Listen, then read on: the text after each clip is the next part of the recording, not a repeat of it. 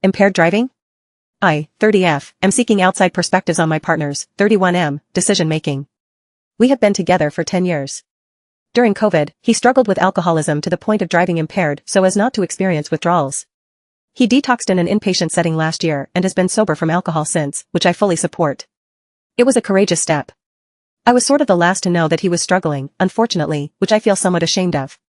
I would have never guessed he was struggling. I just thought he was being unkind to me because of stress and the influence of his coworkers at the time. He seemed to have a lot going on. He was fully sober for several months, but then started smoking weed. I assumed to meet some of the same underlying needs, but without the physical consequences of alcohol. I don't partake, but have not made a big deal of it. He struggles with moderation in general, but he says this helps him relax in the evenings. I took major issue with him previously driving impaired after I found out, and we had some tense discussions about it after the fact. Today, he told me that he smoked weed before an obligation and was still stoned when he got there. It was a small part of a larger story, but I got upset. I didn't realize he smokes before driving. He doesn't believe it was a big deal, because it's different than alcohol, but I'm feeling stuck.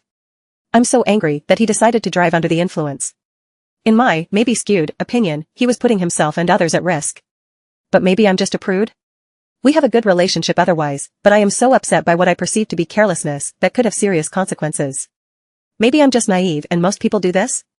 My opposition to driving under the influence is not a surprise to him. When I expressed my feelings, he apologized for telling me but was unable or unwilling to discuss behavior changes.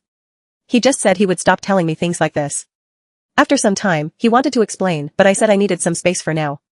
It is possible that I'm taking this too seriously. I just don't expect much of him, and this felt like a punch to the gut because we've had so many discussions about how I worry about driving safe and sober. I'm a worrier though.